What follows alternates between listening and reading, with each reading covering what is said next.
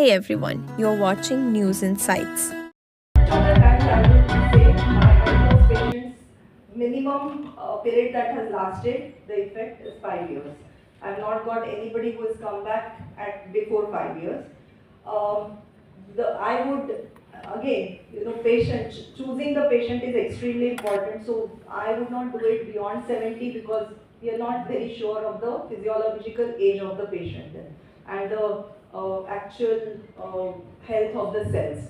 So before 70, yes.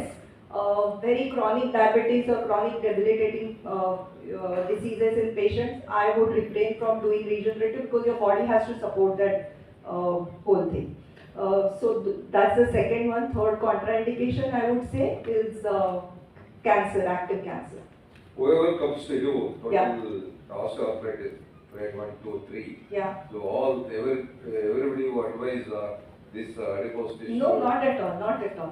It goes stepwise. Okay, so the first thing I would be saying that take NSAIDs and do physiotherapy. These are the patients who are not doing well with all our conventional methods and they want something to be done and they're not ready yet there.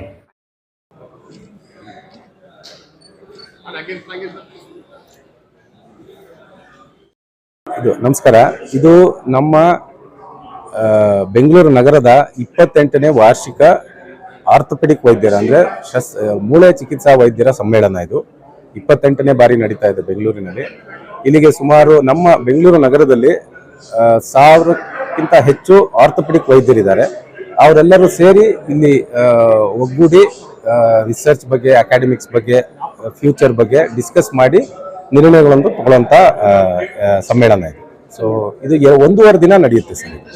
ಹೌದು sir. ಪ್ರಮುಖವಾಗಿ ಇವತ್ತು ಯಾರ್ಯಾರು ಭಾಗವಹಿಸ್ತಾರೆ ಅಂದ್ರೆ ಇವತ್ತು ಎಷ್ಟು ವೈದ್ಯರುಗಳು ಯಾರ್ಯಾರು ಭಾಗವಹಿಸ್ತಾರೆ ಸರ್? ಈಗ ನಮ್ಮ ಬೆಂಗಳೂರು ನಗರದಲ್ಲಿರೋ ಎಲ್ಲ ಆರ್ಥೋಪೆಡಿಕ್ ವೈದ್ಯರುಗಳು ಸಹ ಭಾಗವಹಿಸ್ತಾರೆ. ಇದರಲ್ಲಿ ನಾವು ನಮ್ಮ ಹೊರ ರಾಜ್ಯದಿಂದ ಮತ್ತು ರಾಷ್ಟ್ರೀಯ ಮಟ್ಟದಿಂದ ನಮ್ಮ ಸೀನಿಯರ್ ಫ್ಯಾಕಲ್ಟಿ ಏನಿದ್ದಾರೆ ಮತ್ತು ಆಫೀಸ್ ಬೇರರ್ಸ್ ಏನಿದ್ದಾರೆ ಅವರು ಕೂಡ ಬಂದಿದ್ದಾರೆ. ಅದ್ರ ಜೊತೆಗೆ ನಮ್ಮ ಹಿರಿಯ ವೈದ್ಯರು ಯಾರಿದ್ದಾರೆ ಅವ್ರನ್ನೆಲ್ಲ ನಾವು ಸನ್ಮಾನಿಸುವಂಥ ಒಂದು ಕಾರ್ಯಕ್ರಮನೂ ಸಹ ಇಟ್ಕೊತೀವಿ ಇದರಲ್ಲಿ. ಸೊ ಒಟ್ಟಾರೆ ನಮ್ಮ ದೇಶದಿಂದ ಎಲ್ಲ ಭಾಗಗಳಿಂದನೂ ಜನ ಇಲ್ಲಿ ಬರುವಂಥ ಇದು ಇದೆ ಸರ್.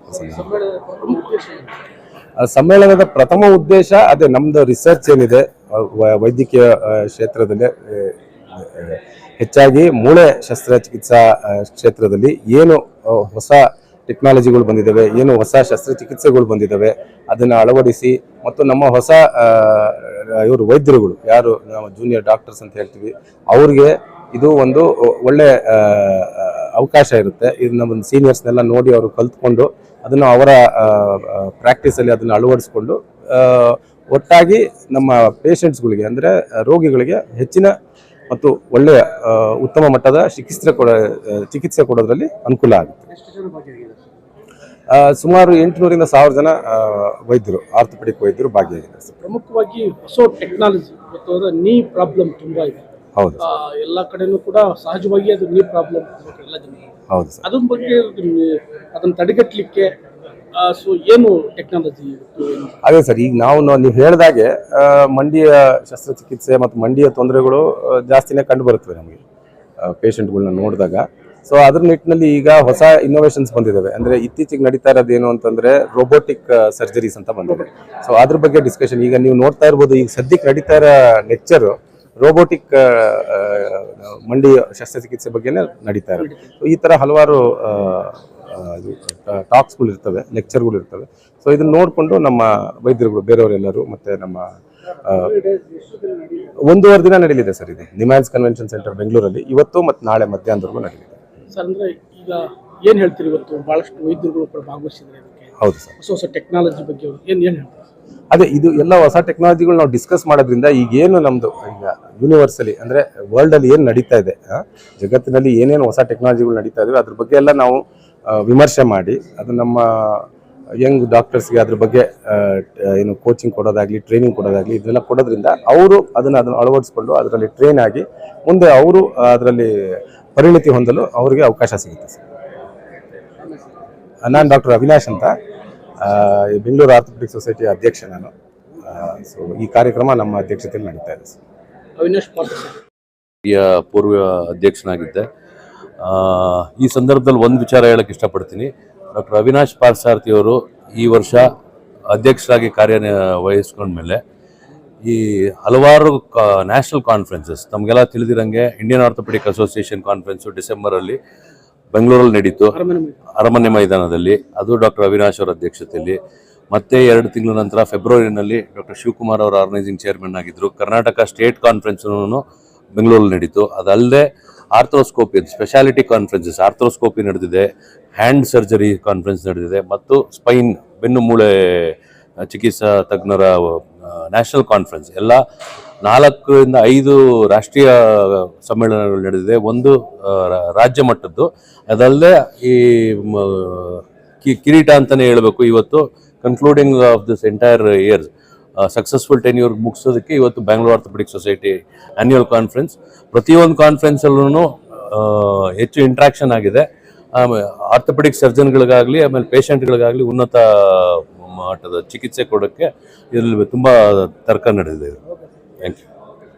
ಚಾಮರಾಜನಗರದಲ್ಲೇ ಮಾಡಿದ್ದು. ಅಲ್ಲಿ ಹೊಸ ಹೊಸ ಆವಿಷ್ಕಾರಗಳು, ಏನೇನು ಆರ್ಥೋಪೆಡಿಕ್ಸ್ ಅಲ್ಲಿ ಏನೇನು ಹೊಸ ಇನ್ವೆನ್ಷನ್ಸ್ ಆಗಿದೆ ಇದ್ರ ಬಗ್ಗೆ ಎಲ್ಲ ಡಿಸ್ಕಸ್ ಮಾಡಿ, ನ್ಯಾಷನಲ್ ಲೆವೆಲಲ್ಲಿ ಇಂಟರ್ನ್ಯಾಷನಲ್ ಲೆವೆಲಲ್ಲಿ ಸ್ಪೀಕರ್ಸ್ ಎಲ್ಲ ಬಂದು ಸುಮಾರು ಎಲ್ಲ ಹೊಸ ಹೊಸ ಯಂಗ್ಸ್ಟರ್ಸ್ಗೆ ಹೊಸದಾಗಿ ಈಗ ಕಲಿತಾ ಇರೋರಿಗೆಲ್ಲ ಸುಮಾರು ಪ್ರಯೋಜನ ಆಯಿತು ಅದೊಂದು. ಈಗ ಇದು ನಮ್ಮ ಅವಿನಾಶ್ ಪಾರ್ಥಸಾರಥಿ ಅವರ ಅಧ್ಯಕ್ಷತೆಯಲ್ಲಿ ಬ್ಯಾಂಗ್ಳೂರ್ ಆರ್ಥೋಪೆಡಿಕ್ ಸೊಸೈಟಿ 2 ದಿನದ ಸಮ್ಮೇಳನ. ನಿನ್ನೆ ವರ್ಕ್ಶಾಪ್ ಇತ್ತು ಬೇರೆ ಬೇರೆ ಮೆಡಿಕಲ್ ಕಾಲೇಜುಗಳೆಲ್ಲ, ಅದು ಮುಗಿಸ್ಕೊಂಡು ಇವತ್ತು ಮೊದಲನೇ ದಿನ, ನಾಳೆ ಕೊನೆ ದಿನ ಮಾಡ್ತಾ ಇದ್ದೇವೆ. Thank you. ಪ್ರತಿ ವರ್ಷ ನಾವು ಆ್ಯನ್ಯುವಲ್ ಕಾನ್ಫರೆನ್ಸ್ ಅಂತ ಮಾಡ್ತೇವೆ. ಹಾಗಾಗಿ ಇವತ್ತಿನ ದಿವಸ ನಾವು ಇವತ್ತು ಮತ್ತು ನಾಳೆ 2 ದಿವಸದ ಪ್ರೋಗ್ರಾಮ್ ಇದೆ, ಸೈಂಟಿಫಿಕ್ ಇವೆಂಟ್ ಅಂತ ಇರುತ್ತೆ.